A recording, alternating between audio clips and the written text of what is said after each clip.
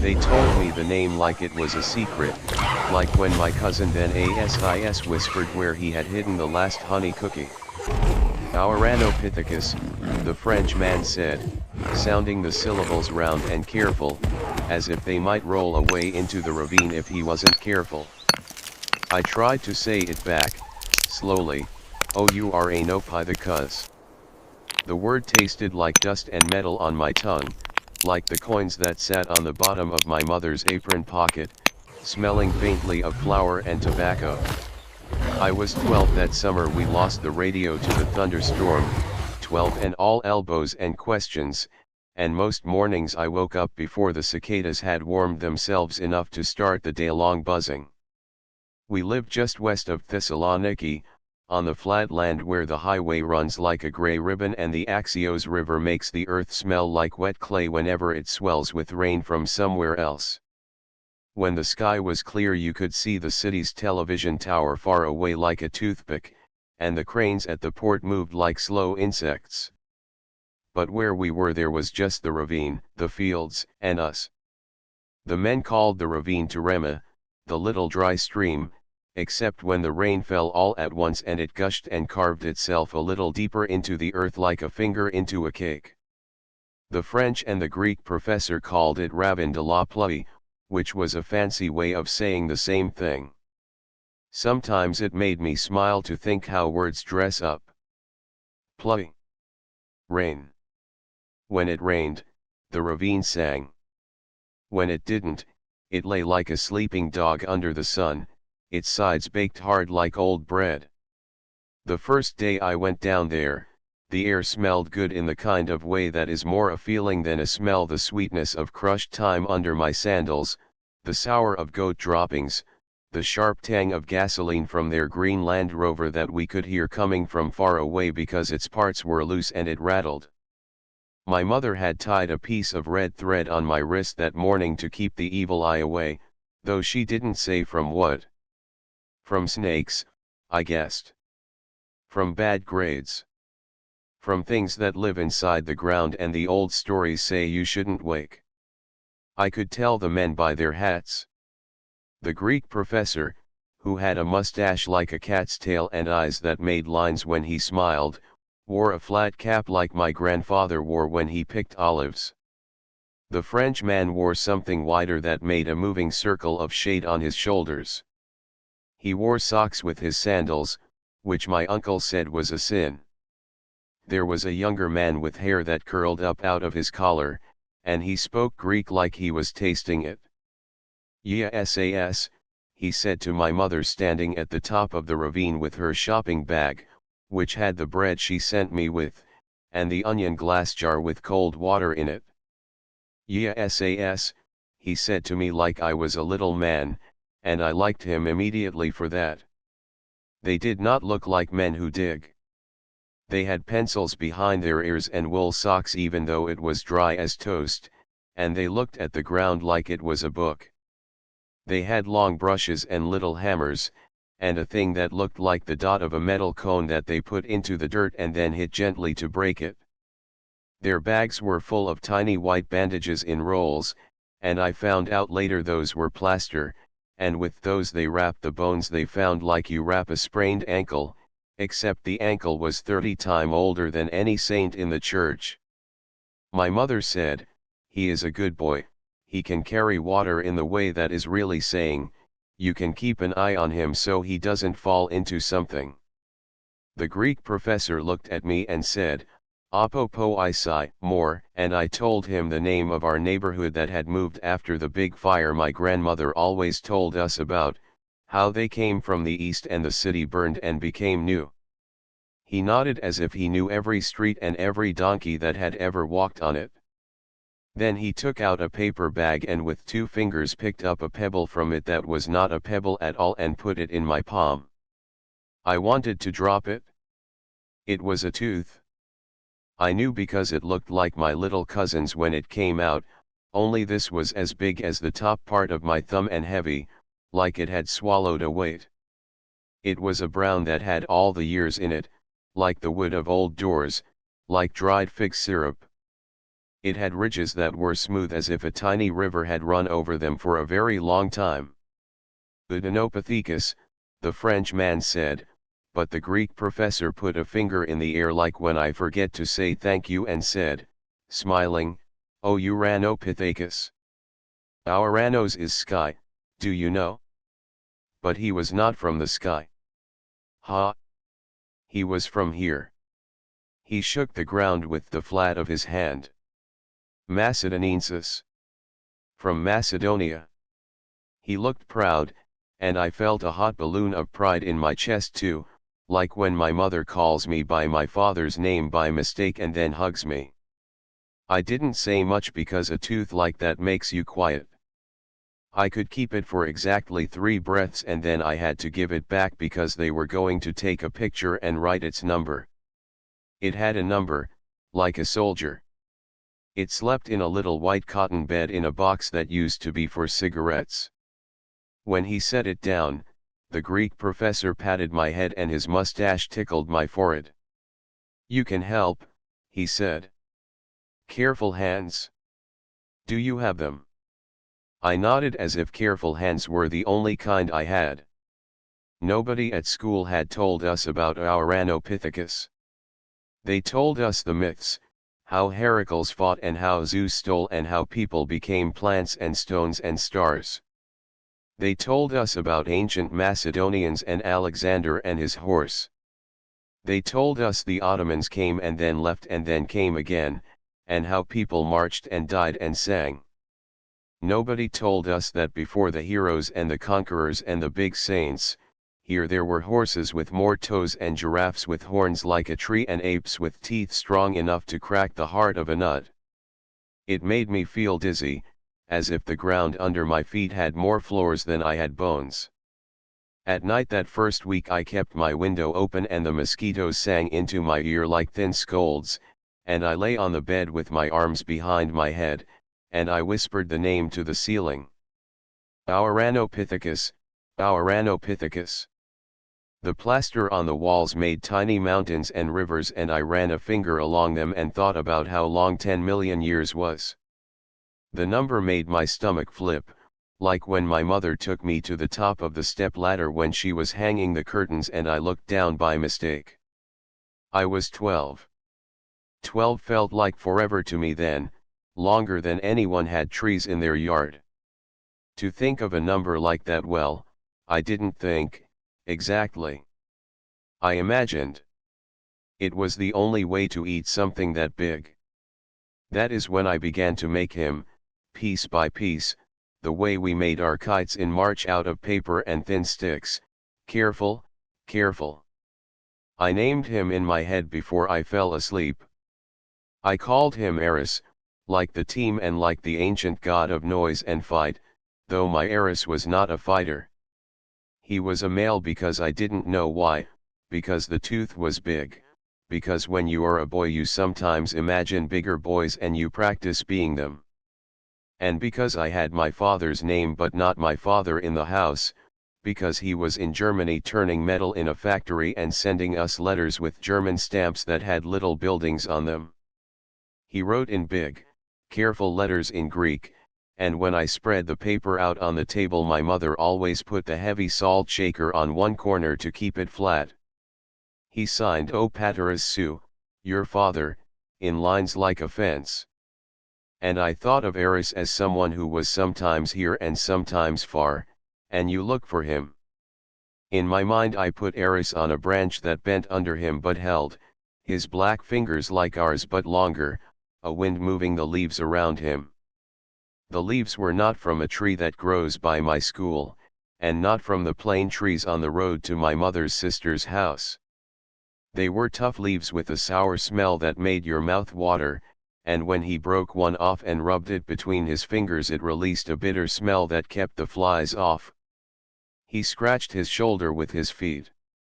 The air was already warm and it was early, the kind of morning when the light isn't gold yet but still silver like the fish in the river when they flash under the bridge. Eris's fur was the color of figs that are not yet ripe, green-brown, and worn in patches on his elbows and his ankles where he put his weight. His eyes were amber and full of the world. His chest was big like the shoulders of my uncle who carries the sacks of wheat, and when he yawned he showed the big teeth that were not all for meat but for everything, teeth to live with. I made the land too. The French man with the hat had rolled his R like a small stone in his mouth and told me the word, Pikermian. He said it like a toast. This is the Pikermian savannah, he said, sweeping his arm as if he were a wedding usher showing us to our seats. Open woodland. Grass. Trees in patches. Dry summers. Animals, ah. Many many. He laughed. The Greek professor nodded, so I knew this was true, and also the ground itself was telling me with its cracked skin and its brush and the smell of resin when you stepped on a broken twig. The day after I first held the tooth, they let me sit on an overturned fuel can and draw. The middle-aged woman with hair the color of rusty iron, who wore a scarf like my aunt but different, had set up a drawing board on her knees and made lines and numbers and little symbols that turned into the hill and the brush and the dig itself, and she had smiled when I leaned over to see. Push hard enough to see what you draw, she said, putting a pencil in my hand. But not so hard you cannot erase the wrong things. I liked her very much for that. The wrong things are always harder to take back in your mouth than on paper. In my drawing, I put grasses the color of stale bread crumbs, and here and there clumps of tamarisk and something that looked like a scraggly acacia with long thorns like the spines of the porcupine the neighbor's dog had attacked last spring. I put a shallow stream with banks like the inside of a gourd, pale and curved, with mud that set like a skin when the sun moved overhead. If I cupped my hand around my ear and listened inside my head as if it were a shell, I could hear the Hipparian horses snort and blow, that little trumpet sound they make when the flies worry their faces. The Greek professor said they had 3 toes, but if you saw one from far away you would say, a horse, and you would be right enough. I saw their flanks shining and their tails swishing and their lower legs striped like the stockings the old women wear in winter, faint but there. I saw brown and cream, and the dust they made when they came down the slope to think about water. Under one of the patched trees I put the giraffe with the 2 short neck that the drawings at the university had, which made me laugh. If you say giraffe now everybody thinks of an animal with a half-story of neck, but this one, which the French man called Samotherium, had a neck that still worked as a neck instead of a crane but was longer than ours, and it had ossicone's horns that stood like small tree branches on its head. It looked nervous in my mind, always breathing a little fast, ears like leaves. If I thought about it too long I started to breathe fast too and had to stop. Everything there in my picture was nervous, if I'm honest. The day was not a dangerous day, not like in the stories where the saint fights the dragon and wins, but danger lay down like a stone in the middle of everything. The light it could hide a figure that was still, the way the shadows of the oak trees sometimes make a man who is not there. The smell it could warn you of a cat somewhere, one that could lie with its chin on its paws for a whole hour without moving and then become everything at once. The sound sometimes there was none, and that was the worst, and the hair on the backs of your arms lifts if you have hair there, and you breathe with your mouth. Eris was nervous in ways he did not think about. He shifted on his branch.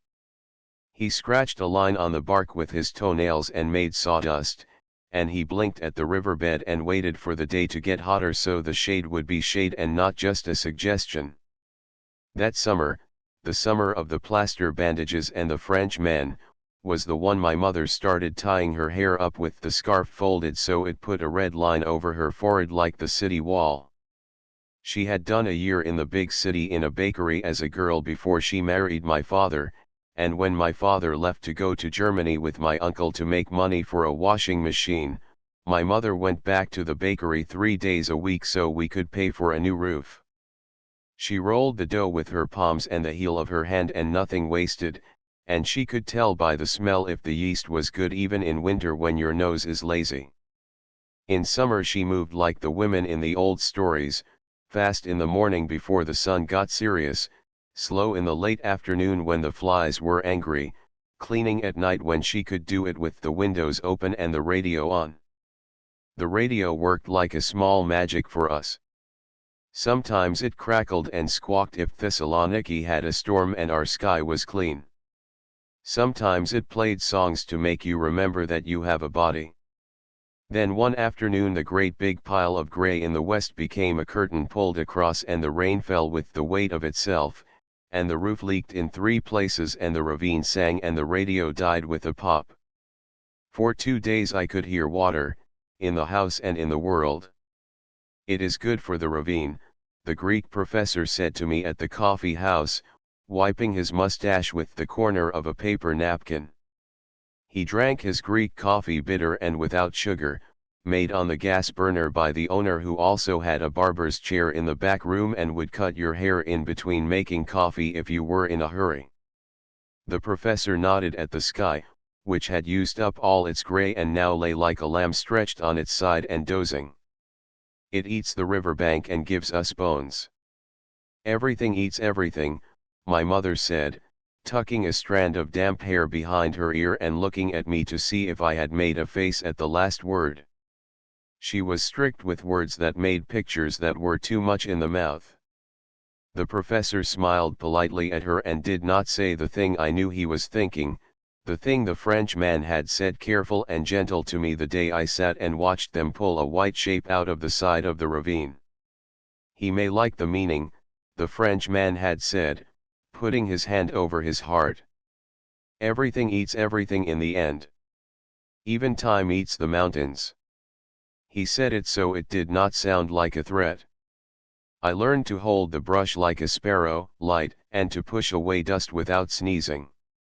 I learned to love the smell that came out of a box when they opened it with little straps to take out a bottle of a stuff they called paraloid, which they mixed with something that smelled like the hospital to make a clear syrup, and they painted it on the bone to keep it safe. The paraloid made me think of rain on hot asphalt when the first drops hit.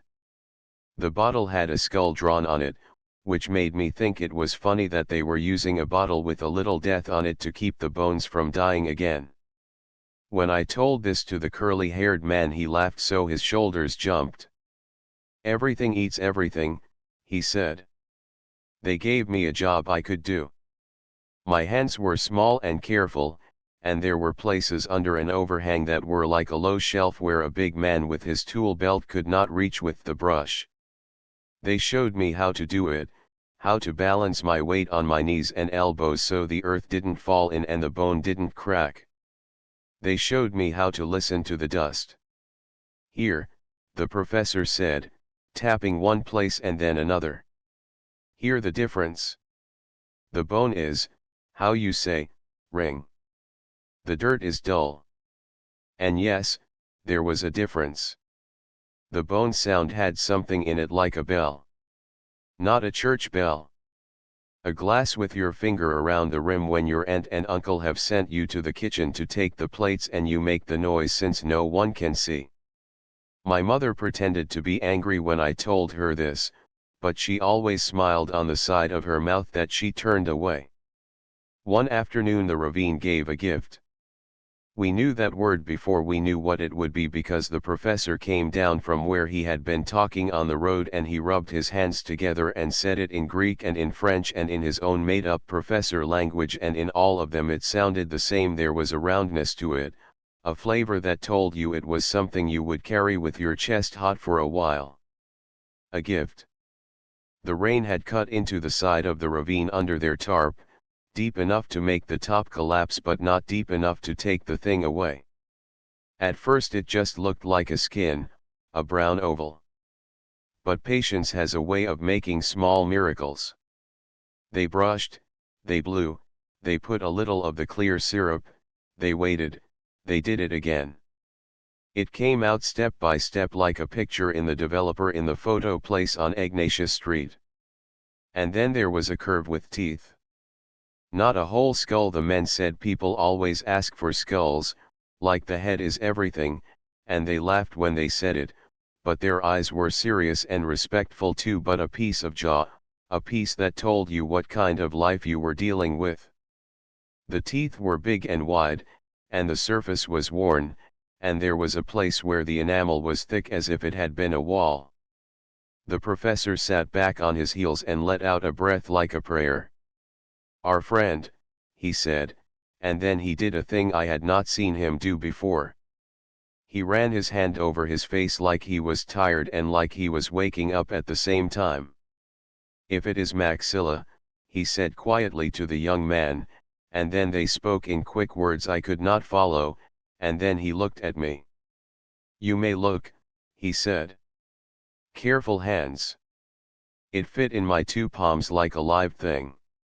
The bone on the outside was the color of the coffee cup with a crack that the cafe owner pretended not to notice and always gave me, and warm from the sun, and heavy in a way that surprised you, because part of your mind thought it should be light like a shell. I wanted to hold my breath for as long as I held it, in case the air inside me somehow made it dust again, and so I saw the world turn a little gray at the edges, which made the time with it seem slower and important. I looked at the tooth and saw the chewed food of a life. I saw the line where gum met enamel. I saw the place where another tooth would fit. The man with the scarf had a little book, a ledger, with lines and numbers, and she put down the day and the hour and the weather and what we were wearing. Even she said it all goes in the book because one day someone will want to know, and she sketched the bone, holding it like she was holding a sleeping cat. In pencil the bone looked tender. In my palms the bone felt like a cousin's hand in yours when you are both hiding from an ant who wants to kiss your face, warm and slightly damp and absolutely real. That night at home I set the fork with the wooden handle on the table and I watched the steam from the boiled greens swirl like a thin ghost, and then I opened the window and left it open even though my mother said the neighbor's baby could hear me and wake, and then whose fault would that be? The stars were just the ones you can see from a village, which are more than in the city but less than in the mountains, and the sky had the color of the steel bucket my mother used to wash my hair, except not so bossy. The donkey next door made a long noise like a complaint or like remembering. And I told Eris, in my head, about his jaw. "You were not born in this ravine. You were born in the shade of a clump of trees that grew near where now the road goes and the gas station is, and your mother bit through the cord and licked your face so the smell of new wasn't so loud. Your troop was not so big that you felt alone in it, but there were enough of you that you could relax sometimes while others watched in all four directions. There was old Gray with a scar on his back from something you never saw happen, but you knew the scar as if it were your own because it was as familiar as your own knuckles. There was the female we would call Clee if we were in the village because that was the name of the woman who laughed with her eyes and had a way of scratching her jaw when she thought. There were younger ones who moved without thinking first, like I did when my friend Costas dared me to run across the road blind in spring when the poppies were like blood in the fields. You grew and there were days when your mouth hurt with it. The molars came in like rocks pushing. You chewed what your group chewed. You chewed sweet things when you could get them, ripe figs the birds had not discovered yet, pods from a tree that smelled like the street outside the pastry shop, round fruit with a sharp skin that made your lips sting. You chewed leaves when the sweetness was gone.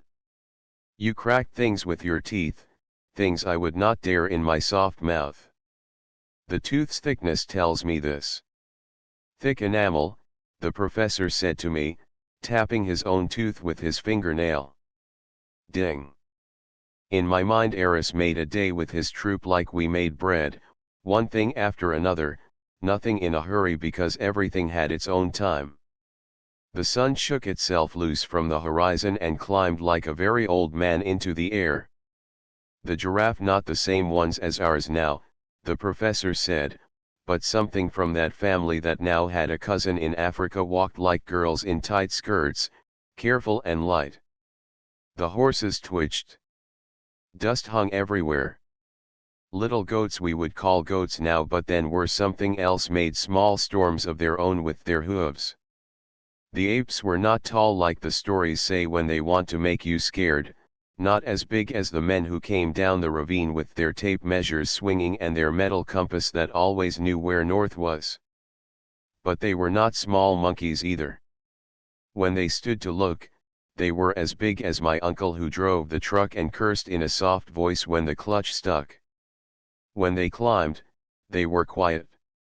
When they moved in the open, they kept their heads low and their eyes up.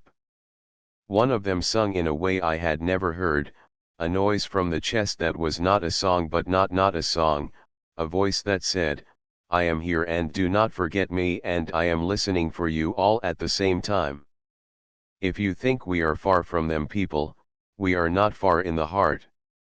Everyone on our street had an opinion about the Frenchmen and the Greek professor and the bones.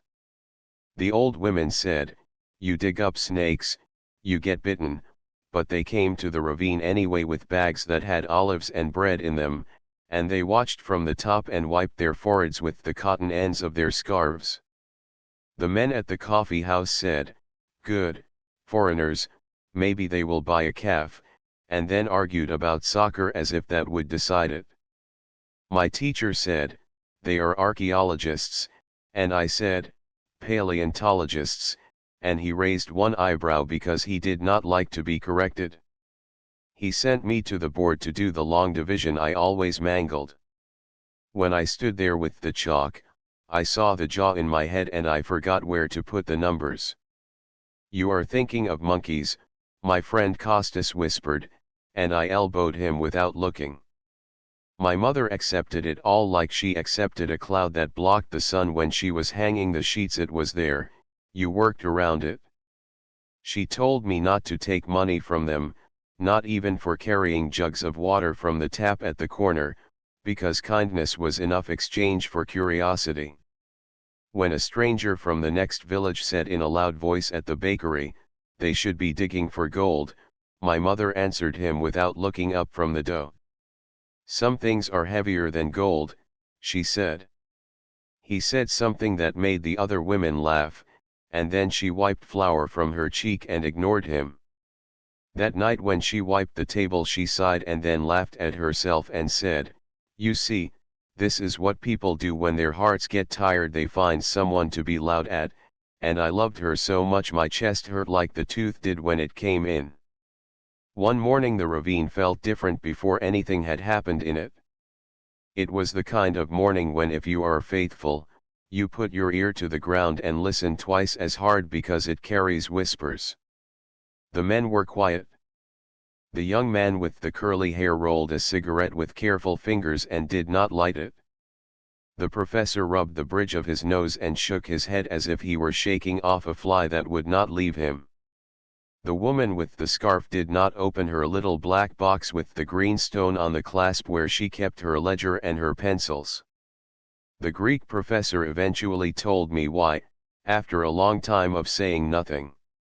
"There is news," he said, "that is not in this ravine." He put a hand on my shoulder and squeezed it gently.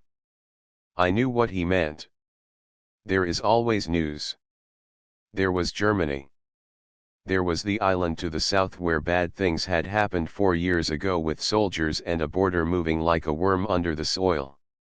There were elections on the radio whose words even I knew, because my mother made a face when they said them. There was always news you could carry all morning, and at noon it was too heavy, and then in the afternoon it became something you could use as a doorstep. "Will you not dig today?" I asked the professor. He smiled and the tired went to the corners of his eyes like dust in the corner of a room. "We dig always," he said. "Even when the shovel is here and the ground is there, we dig. And sometimes we stop to look at the sun." He tapped my forehead gently with one knuckle. "Sometimes we dig here." So we dug. And then later, when we went to the city in the professor's car because the Frenchmen wanted to show me where the bones go when they go away, and I had begged every single day until the professor said, "Fine, but you sit very still and you do not breathe on the glass. I saw how digging turns into lines of drawers that open with a squeak and the smell of old wood, and bones lying on cotton with little tags that have writing so small a fly would need glasses to read it. The room was cool in the way churches are cool in summer. Stone, shade, the sense that breath can sit for a while and not be chased by heat. There were glass cases with fossils from other places in Greece, Attica, Lesbos, and little signs with words and dates, and a map with little lights that showed where things had been found. The professor led us to a place where there was a jaw like the one I had held, only not the same, and a plaster skull of the same kind, to show you what it might be like. He did not say is. He said might, and he was careful about that word. A student in a sweat dark shirt under his white coat stood at a table with his head bent, picking at a block of stone with a needle under a long metal arm that held a lens. He wore a mask over his mouth to keep the dust out. He did a thing for a long time and then stopped and did not move and then sighed as if he had taken a bite of bread after being hungry and smiled to himself. He did not see us watching. He was in a forest I could not see, and in that moment I knew that there are forests inside buildings, in glass and wood and paper, just like there are forests inside your head. You can learn to walk in them. The girl at the desk said something to the professor so quickly the words ran together like water. The professor nodded and then turned to me. You see, he said, what life is like for the old ones. They sleep in boxes until we are ready, and then they sit under the light like princes. After that day in the museum, I could not just put Eris in the morning and leave him there. I could not stop with the day when all he did was check the water, smell the wind, chew until the ache in his jaw became something he could live with, walk, sit, watch, sleep. I had to give him a whole year because the animals in the cases had the dates on the signs, and which piece was older than which, and the man with the needle in the mask had a calendar pinned to the wall with a red circle around a day when people were coming to look at his work. So I made Eris a year that was like ours but not ours. In spring the air shook and bloomed, and things that had been shrunk became fat again. The ground had fit its cracks together as if someone had smoothed it with a spoon, and all the places that had been dangerous became just places. The troop moved more. They went further. They found things that tasted like I imagine the cakes behind the glass at the cafe taste, the ones the owner only puts one of in the window to make you think they are rare and valuable and your mother says, look with your eyes. There were days when Eris climbed down in the morning and did not think about the ground, days when every leaf had something new to say if you put your mouth on it. There were insects with shining shells the color of holy pictures that bumped his shoulder and kept going. There were new voices from the females and the small ones, the kind of voices that make the pressure at the base of a mother's skull go away because the worry has a sound it can hold. At night the air smelled wet and the earth gave back the heat it had borrowed from the sun like a pillow. In summer everything moved into the shade and into the night. Eris lay on his belly on a branch and watched the air move. He could see dust floating in it like very small birds, and the dust made him think of the times he shook his head and small things fell out of his hair, petals, and bits of bark, and one time a dry little fly that looked dead and then moved its leg weakly like the old women in the church do when they shift on their pews. The riverbed became a scratch in the land and then nothing. The small ones cried because they did not like their mouths dry. The men in the troop watched longer. The cats watched longer too. Eris learned things with his nose that he had not learned in the spring. You could smell a storm before it existed if you stood with your face a little to the right to make the air go into the hole of your nose in a different way. You could smell a hyena after it had left, the way you could smell pipe smoke in a room after my old neighbor left it, and you could touch the smell like a ribbon and see how long ago it had been. He learned how to climb down without turning his back to the open place, so he could watch the grass to see if it made a line all at once where a body was moving that wanted to be a line. August was a lion. The fields around our house made dust devils and they chased each other down the road as if they were dogs. The sun hit the coast and turned the water into something that hurt your eyes to look at. At the ravine we put the tarp so low we had to crawl in on our bellies, because the wind wanted to pull it up and make a boat of it and make us run after it. The men drank a lot of water and put salt on their tongues because their hands got thick when they didn't and they could not pick at the tiny places where bone met rock. The professor went down to the water at noon to wash his face in the tap at the corner and came back with his mustache soaking, the ends dark from the drops. If I closed my eyes at the bottom of the ravine and put my face close to the dirt, I could smell all at once, old grass, new sweat, stones that had not seen the sky in a long time, the shadow of someone who had stood there a longer time ago than I could say, like a secret not yet told. When I put August in Eris's year, I did not want to put animals that ate other animals, because my mother would have made that face, and because I did not want to think that the jaw I had held had once been part of the head of a male who went one day from being a muscle and a thought and fur to being a smell that drew the proper animals who do the cleaning and the eating, who are not wrong for doing it. But when I looked at August without them, it became something else, something I did not want either. It became sugar without teeth. So I put them in, but I did not roll in it. There was the hyena, long and slung low under the belly like the metal pipe under the professor's car, legs that could do a trot you could watch all day without it stopping. It went across the hot field in one motion and did not look left or right. There was the cat in the patch of shade where the two rocks met, the cat the men stood around and named quietly and I could tell it meant something to them, something about lines and families, but I only knew that its head was a thing carved to fit something exactly and its shoulders were surprised about nothing. It lay and looked and the day lay and looked with it. When it stood, you did not notice at first that anything had changed, and then everything was changed. I gave Eris a day like that. He did not know how to count to August because time in his head was not like that, but his hands knew what kind of day it was. The backs of them were dry. He ran his tongue along the space between his lower teeth and his lip and had to do it 3 times before it felt better. The leaves of the tree where he sat had dust on them like flour on the table before my mother came with the rag to clean it, and when he smacked one leaf against his knee it left a mark on his skin. The troop had spread out a little to find what they needed, but not so far that the sound of a foot falling would not reach the edge of the other's breath. That was safer. There was something dead to the north, and the air carried it to them like a song you are not sure you are hearing or imagining. The hyenas were a chorus, invisible. The cat was somewhere. And because the hyenas were the chorus, the cat would not get impatient. It would wait for the one who forgot to sing. Eris did not forget to sing. None of them did. Not that day. People came to see the ravine like they come to see the new baby even if in fact they are coming to be seen seeing it.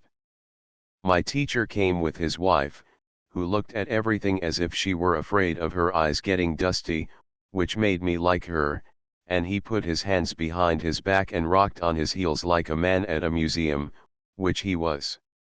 He did not tell me not to go near the edge. He did not tell me numbers.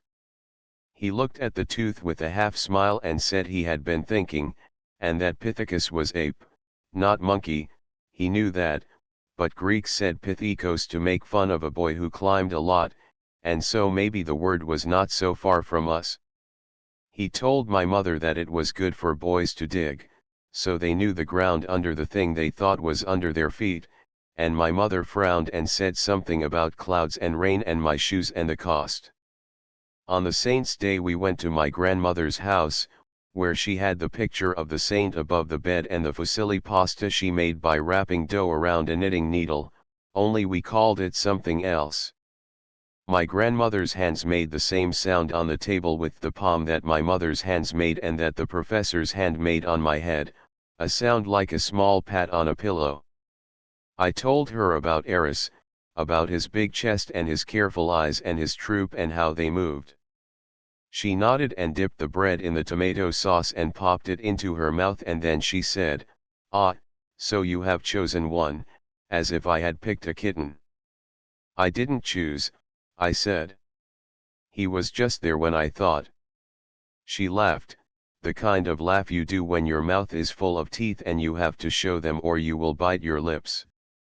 "We always choose," she said, and then she told me a story of how her mother had chosen a goat when she was a girl during the time the men were away and the men from the mountains were coming down to buy things with paper the shopkeepers did not want, and the goat had become the thing that saved them from eating plain bread every day.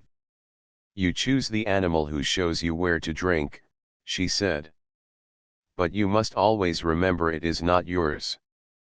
I thought about that when the men found the jar after the big rain, and again when the French man brought out a small glass vial and the young man drew breath through a straw and blew gently on the dust to move it and then took a needle and flicked one thing, one grain big as the head of a pin, away from the edge of bone.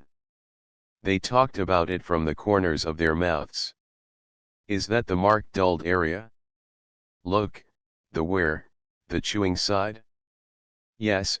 See here, see this, but be gentle. I thought it again when the cat in my head lay like a shadow along the edge of another shadow, and when my father's letter came folded in his careful way, creased like an old man's pants, and inside were two photos of his room in Germany, one of his workmates standing with their arms crossed in front of a long metal thing that had a name I could not pronounce. My father's face was not much different than before he had gone, and that made me so relieved that I ran down the road and back, but he had eyes I did not understand yet. They were not sad, not exactly. They were like someone standing on a balcony and looking at a street they used to go down every day when they were small and no longer remembered where the potholes were, but who could still walk with their eyes closed from one end to the other if they had to. "Tell me about the monkeys," he wrote, and he put monkeys in quotes as if the word were bending at the top, and I did not correct him because he is my father. I wrote him a long letter full of screws because that is how you put things together, this and this and this, and I told him how I had held the jaw and how the professor had said the name Ouranopithecus, and how I said it to myself so it would become a kind of prayer that would not make me stand up in the church when everyone else was kneeling, but would still go into the same place in my chest where prayer goes. I told him I believed that Eris had climbed down out of a tree and had held the branch with his hand until his foot touched the ground and then let go, and that this was a brave thing, to let go of the tree to touch the ground. I told him how the cicadas grew loud at noon and made a wall of sound you could lean on and not fall. Everything eats everything in time, I wrote him, and then I thought he would worry about my mother feeding me and cross it out, and then I wrote below it, "But this does not mean you need to rush." I imagined him in his bed in the workers' dormitory with the sound of someone else snoring like a truck starting and stopping, with his letter from me folded on his chest, a little black hair sticking to the corner of his mouth where he had sweated, and his lips moving as he read the words I had pushed like a donkey up the road. In autumn the ravine looked like a thing that had tried to go to sleep and then had remembered it had not turned off the light. The sun was warm in a softer way, like a hand on your hair and not on the back of your neck. The night smelled like olives and wood. We had a new radio my uncle found used, and we listened to the football matches and my mother's soap operas and the news, and sometimes the Greeks were shouting in the radio and sometimes the French were, and I thought that all countries must shout when they talk about what to do next, even if the who and the where and the why are different. The men at the ravine wore light sweaters with the elbows worn thin. The professor lit a cigarette and then forgot to smoke it because he was writing and writing in his notebook and the ash got so long it fell into his lap and he slapped himself and swore. He swore the same way in both languages. That made me laugh. They made jackets of plaster around the bones that came out and carried them to the car like little coffins, but we did not say that word. When they took one away, the ravine felt lighter for a day, like when you clean something and the room gets bigger. Then the weight came back because time puts one thing down and picks up another. I put Eris in autumn with a kind of happiness. Not a happy like children, sloppy and spilling, but a happy like a grown man who looks at a thing he has fixed with his hands and knows that now it will hold for a while. He chewed acorns and spat out the caps and cracked open things that I could not name but that had insides that made you put your tongue against the roof of your mouth to keep all the juice in. He scratched his back against trunks and made a little dance out of it. He made a sound sometimes in his throat like a closing door hum that meant something like come but also here I am. The small ones in the troop got the kind of fur they would keep through the cold months, and they put their hands into the fur of the big ones and the big ones barely moved. On a hill that would one day have a junkyard on it, he sat and watched the light move across the plain and saw birds that were not ours passing above him, and his fingers flexed on his knee and then were still. He did not understand everything, but he understood that he was inside something that moved slowly and large and that if he watched he could stay inside it. I had a new jacket my mother had gotten from a neighbor whose son had grown out of it quickly because he ate huge sandwiches, and sometimes the neighbor said things like I cannot make bread fast enough for him, and my mother laughed and I felt something inside me that was not quite envy and not quite relief. The jacket was brown and had 2 buttons and one was gone, and you had to thread the zipper with lots of patience because its teeth did not trust each other. And when the first frost came early in October I went to the ravine wearing it and felt like a very small man. And winter, well. Winter is winter. I cannot tell you it gave us things that made the heart dance like autumn did. It gave us quiet. The ravine did not change its face, only its bones. The top layer crusted and the shoes crunched. The goats made little puffs with their noses. The children wore hats with ear flaps and pinched each other's ears to make them turn red because they thought this was funny. The men at the ravine had colder fingers and the women wore thicker scarves and the paraloid did not dry as quickly and we sometimes all crouched under the tarp to drink hot tea that tasted like burned oranges and smoke because they made it in a small tin kettle on a gas stove that did not like the wind. On the days when it rained very much, we stayed home because the road would not behave, and my mother put potatoes in the oven with rosemary and garlic, and the house smelled like a thing you could marry. We played cards and my mother cheated her sister and laughed and admitted it. The ravine was full but quiet, like a full stomach when you are already in bed. In Eris's winter the troop sat close in the patches of sun like the old men at the coffee house with their backs all along the wall like skittles, banging their worry beads against their knuckles like small prayers. They moved less. They made their bodies small like questions. They did not complain because that is a word that does not fit them. They did not think about spring yet. They were not dreamers. They did not lie on their backs and stare at the way the light came through the bare branches and think of summer.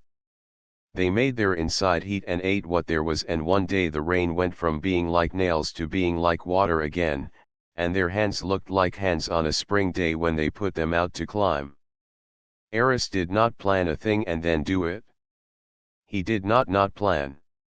He took the smell of a broken twig and he took the movement of the grass like a small wave and he took the sound that came from far like a whistle of a man on a boat, and he made them all into a direction, and he moved. In between these years and these made days, our life kept doing what it does when you are 12, it grew in different directions than you expected, and it did not care if you were watching. I got taller and my pants got shorter, and my mother rolled the bottom so the difference would be less obvious, but everyone noticed. The boys at school learned to spit without making it sound like a cough. The girls braided each other's hair so tight their eyes looked a little different. The radio said there was a new thing in the government and the men at the coffee house nodded and said, "We will see." My father sent a parcel with a blue sweater and a chocolate wrapped in silver, and I ate the chocolate with my mother and we broke the piece in half carefully, and I put the sweater on and looked at myself in the window and made a face that was serious and groaned and then laughed at it and made my nose go funny because I laughed with my mouth closed. They found more pieces of Eris, of more than one Eris because Eris is a name I gave to one that stands for many, and they found other things that did not belong to him and that told his story by telling someone else's. I learned the word associated and the word facies and that some words are not for putting down on paper with your name underneath but for keeping behind your teeth and be careful with them because they are sharp. I learned that the road to the university could be slow even when there were no cars because sometimes in Greece we are slow because we cannot stand moving quickly toward a thing that might be gone by the time we get there. I learned that the tarps smell like goat if you fold them up wet. I learned that a split lip bleeds more than it hurts. I learned to apologize with my eyes. Once in late spring when the first sticky days had come and the swallows were finishing their nests under our eaves and making drops of mud into little rooms you could hang a picture in, I lay under the carob tree that had grown over the edge of the ravine and watched the men make a jacket around a lump of the earth where they believed there was a whole line of teeth and that they had to take the whole thing away to have it speak. I watched them tear the plaster strips and dip them in water and lay them over the shape, each one careful like paper on the table when my mother is making pasticcio and the sheets are so thin you almost cannot believe they will hold anything. The French man pressed his hand gently into the wet plaster to make a little dip like a comma. I watched him from under the tree, and I closed my eyes, and I felt for a moment a weight above me and a branch under my chest, and a smell like old leaves and something sharp, and my fingers curled into the dirt at my sides as if my hand were learning a memory from the ground. What was life like for Ouranopithecus? People ask that like they ask, what was he like, about a great uncle in photographs with crossed arms and a hat. They want a story, and I want to give them one with warm breath, with noise, with a joke at the end, with the little moment where he looks past you because he has noticed the cat trying to steal the fish skin from the bucket. Some days I tell it like that. He woke, he scratched, he ate, he watched, he had a sore spot on his shoulder, he hung his hand over the side of the branch and felt the breeze in the hair between his fingers, he blinked, he made a sound in his chest and the smallest of the troop turned his ear to that direction and then relaxed again. He did not know the word lion but he knew the thing like the cough in the chest of the night that makes you sit up. He found a place where the figs were surprisingly still perfect when he thought they would be visited already, and he put his tongue in one and it burst in his mouth in a taste I know even if I only get it 2 weeks in August. He put his head on his arm and dozed in the afternoon, and it was good. Some days I cannot tell any story at all because I know I don't know. I know we do not know the full shape of his foot, how much he trusted it. I know our words for the trees are not the names of those trees. I know that the sky could have been a color we have no word for today because of the dust from Africa or because the lake did a thing it does not do anymore, and that when I put the color of my kitchen bowl over his head, I am lying a little. I know that when the young man at the museum said to me, while taking a drink from his bottle and not looking up from the needle and the bone, we call it big ape, he was not telling me to make a brother. He was telling me the lines of the family tree because he had learned it and he drew comfort from it. But all that knowing does not stop the story. It makes it move differently, like walking barefoot on a pebble road. Your foot is more careful but it still comes down. You will say I am only a boy and I cannot know any of this, and you will be right and wrong both. The boys in the coffee house learned to play backgammon by watching the old men, and one day they could hear the next move in the click on the wood and they moved their own piece without looking at their hand. The old men nodded as if their own hand had moved. Boys know by being there and wanting to know.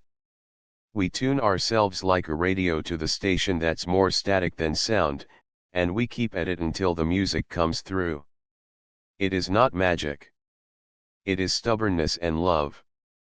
On the last day the ravine belonged to the men that summer, when they had to go back to their classes and their papers and their measured words.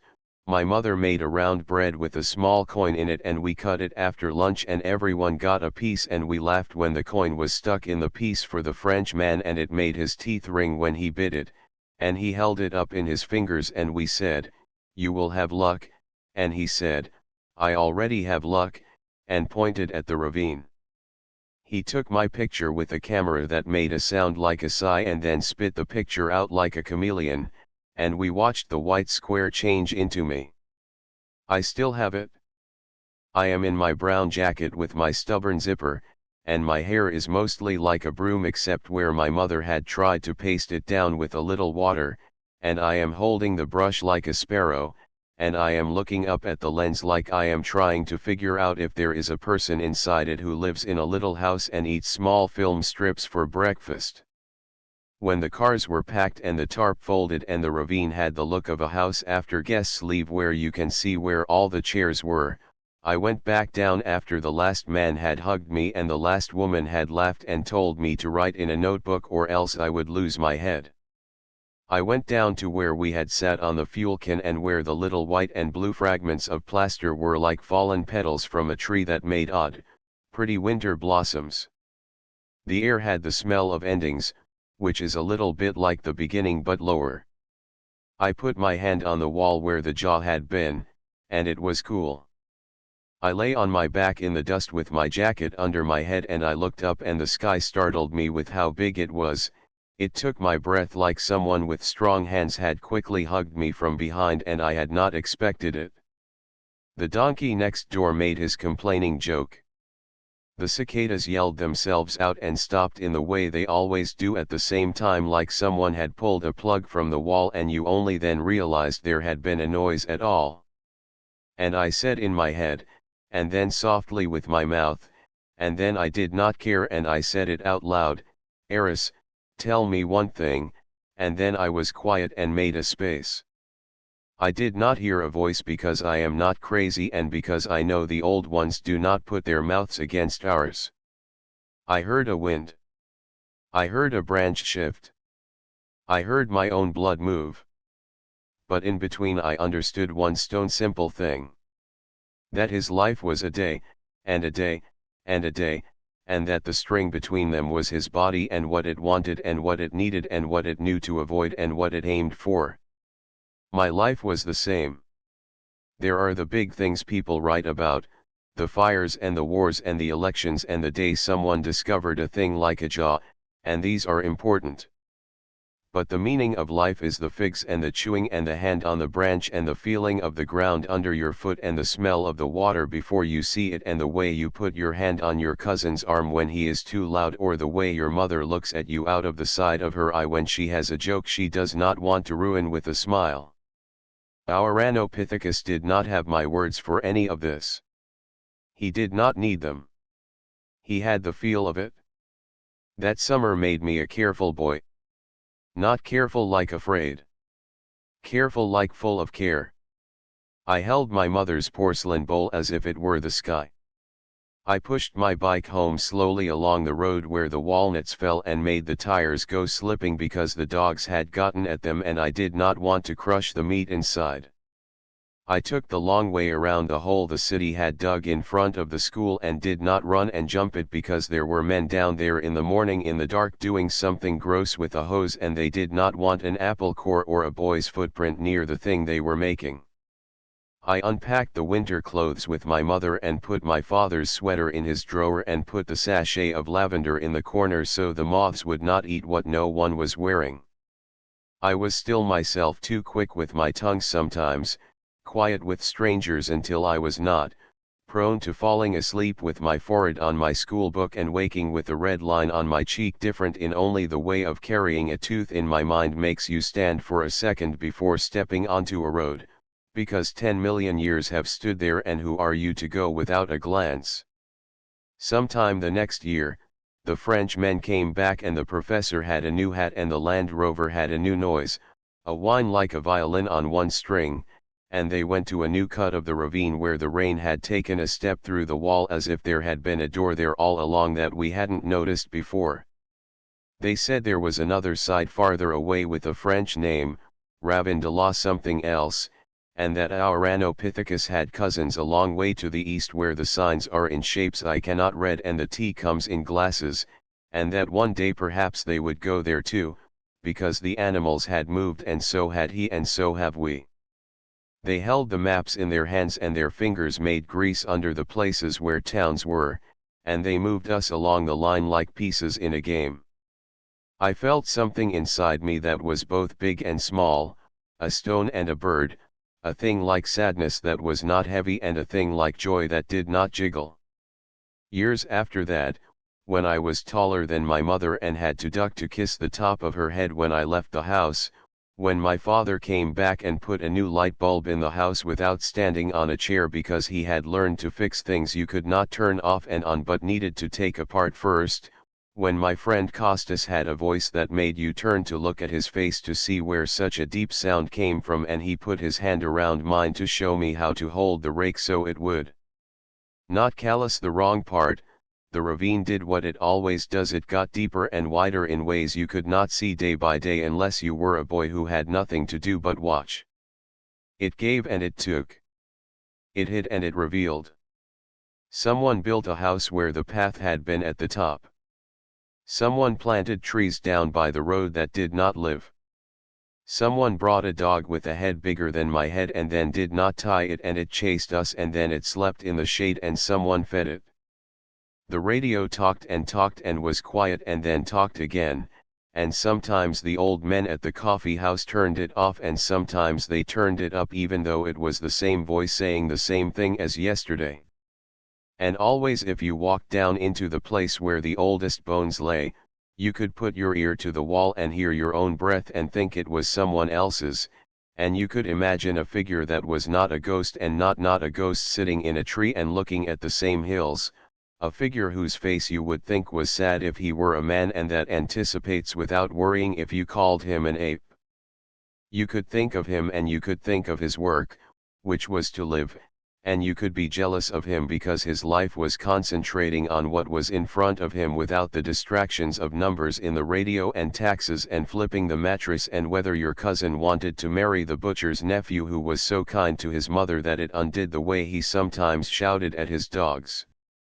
When I tell people now, because of course I tell people, in the bakery when I split the bread and press the sesame on top with my palm before putting the loaf into the oven, in the back room of the coffee house when the game is slow and the men fall quiet and watch the back of each other's heads and wait for the sound of a piece on wood, with my aunt when she comes to order cakes with names in icing for the grandchildren, when I tell people now and their eyes go the way eyes go when they want you to finish but not too quickly because it is a nice place to be while you are telling something, I always come around to the jaw.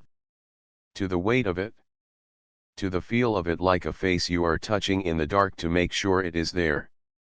To the way the men and the women stood around and made a circle that meant we will be careful with this, and how being inside that circle felt like having someone put a hand on your head and say my boy without using any words. I tell them Eris was a name and a person both, and not a person, and more than one, and that life was listening and chewing and the hand on the branch and the number of days he got, which he did not count but lived. What life was like for Ouranopithecus. It was the smell of resin when heat makes the pine cry. It was the taste of a fig when you wait exactly one day longer than you think you should to pick it. It was the way your muscles wake themselves up when the light changes and you do not know why but you stop and then a shadow moves at the edge of where you are looking. It was the way the dust floats in a slant of light and you think if you take one more breath you will drink it. It was the warning in the sound of insects going silent all at once. It was the relief of a shady patch and another warm body near yours when you are not feeling brave. It was the way the river looks like a line someone drew and then erase half. It was the small sound your lips make when you drink after not drinking for too long. It was the sound you make in your chest that means I am here, and someone answers it from behind you, and you do not turn your head because you know the voice and you do not need to see. And it is this, too. It is me lying on the roof of our house on a summer night not long after the men left, my arms behind my head, the tiles warm under my back holding the day like a stove holds heat, and the black sky above me the exact black that makes your eyes widen and think someone is approaching, and the sound of the sea so far away that you think you are imagining it, and the dog down the street arguing with the dog across from him, and the smell of dust and rosemary, and me opening my mouth to say his name and then closing it because it is mine now and I do not need to say it every time. Ouranopithecus. I have no longer names for shorter things. It is a long beautiful name for a creature who, like us, woke with a need and went to take care of it as best he could, who learned with his big teeth and his quiet hands, who watched the world and allowed it to be the world without asking it to be polite or pretty. Sometimes people want to hear about the big cat. They want danger. They want me to sharpen it. I can tell you a day when Eris was far out along the patch where the tree grew on the lip of the slope because the figs that had fallen had made a dark stain on the dirt that says sweet, and the small one from the year before had gone ahead because even in dry times sometimes there are two figs that choose to be late, and the cat that smelled of blood and the salt of its own tongue moved not toward but to a place between so that when everyone looked at the thing they thought was interesting, he was already there. I can tell you that the hair on Eris's arm stood up and his chest grew large and he made a sound that was not a come but a go, and the small one did not go at first because small ones are short songs before they learn the long music and then went, and that the cat went too but not quite fast enough to starve, and that the jump of the heart the small one felt then is the same as when my uncle slammed on the brakes when a boy went into the road after a ball last September. I can tell you the feeling in the mouth of getting away, which is like biting down on iron after tasting honey. But I don't want to turn everything into a chase. The chase is there, always, and it is not everything. The last time I took the bus to the city to get flour from the mill that makes the white powder like snow when it fills the air if the light is right, I got off a stop earlier and walked the long way to the university. I went down the hallway with the glass cases on the right and left, where if you put your nose close to the glass you can smell the faint ghost of the breath and the cloth of all the people who came before, and I found the case where the plaster skull sat with its jaw like the one I had held, and I stood with my hands behind my back like my teacher and I rocked on my heels like a man twice my age, and I listened to the noise of the students outside and someone arguing with someone about who had borrowed whose scissors without asking, and the bird noise from the plane trees, and the hum of the building itself, and I think the bones can hear. I think they hear us, and not because they are alive in some way that would make my mother or the priest cross themselves, but because the stone and I are made of less different things than we think we are. I looked at the skull and thought, you came into my hands for a moment, and you made me slow down. It is not a thrilling thing to say. You cannot put it in the newspaper with a photograph of a minister shaking hands with a French man. It is the only thing that is true and enough. My father says sometimes that his years in Germany are a small rock in his shoe, something he is used to now, something that hurt and then made a place in his foot where the skin is different than on the rest of the foot. He is back here and he can say that without gravity pulling him back there, without his hands remembering the exact shape of the machine. He can put his hand flat on the table and say to my mother, "Do we need eggs?" and that is the most important question in the room. For me, that summer with the men and the ravine is a place inside my foot too. It makes me walk differently. It is not better or worse than the way you might walk if you had not had the rock in your shoe. It is another way of walking. If someone asks me in the bakery while I am weighing the sesame and looking at the hand of the clock to see if I can run home to give my mother her sweater before it rains, so, what life was like for that ape, I will not answer in a way that makes us stop what we are doing. I will tell them my mother's answer: some things are heavier than gold. And if they want to stand with the bread cooling on the racks and we have time because there is no funeral bread to make and no celebration cake to decorate, I will say, it was a good life, I think. Good in the way of fig and dust and shade and water and company. Good in the way of a body doing what it was made for with danger no more than everywhere in the world, then and now. Good in the way of a jaw that tells a whole life when you hold it. Because holding it is the thing. The touch. The careful hands. The way you do not grab but are given, and when you are given, you hold, and then you give back. That is the shape of all the days that were and will be. Even in a ravine named for rain, where the water comes and goes, even in the dry summer when you think it will never rain again and then it does and the mole tunnels collapse and the water moves a pebble into the light and the right pair of eyes sees it and says, oh. It was like that. It is like that. It is the smell of old water on stone, the taste of a cracked seed, the sound the dust makes when a foot goes into it and then comes out. It is the feeling of someone's breath near you in sleep that makes your own breath fall into step with it. It is the shadow on the ground that looks like a hand and is a hand. It is the knot in a branch that fits your palm just right. It is the clear syrup that dries solid on fragile things. It is the red thread on my wrist my mother tied to keep away the eye that looks too hard at what should be left alone. It is the word with round syllables in another language that means sky and monkey and the place you stand, and that rolls around your mouth and comes out slow and careful because that is how it should. It is Ouranopithecus, and the day, and the day, and the day. It is me, at 12, and then tall, and then with grey in my beard, and the ravine, always, the ravine, which after the rain becomes itself, and after the digging, still the ground.